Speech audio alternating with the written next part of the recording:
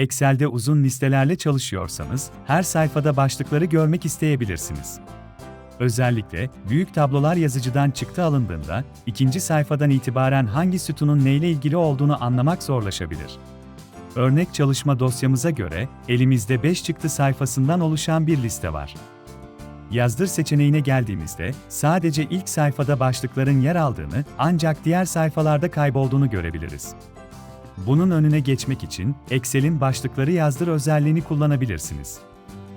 Excel'in üst menüsünde yer alan Sayfa düzeni seçeneğine tıklayalım.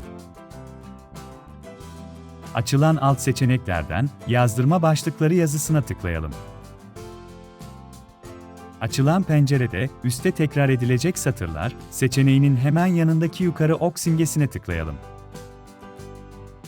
Çıktı sayfalarında gözükecek olan başlıkların bulunduğu satırı seçin.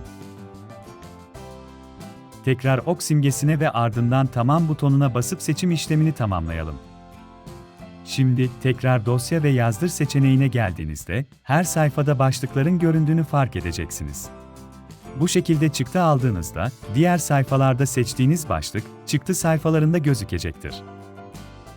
Bu özelliği kaldırmak isterseniz aynı adımları takip ederek üstte tekrar edilecek satırlar alanını temizleyebilirsiniz.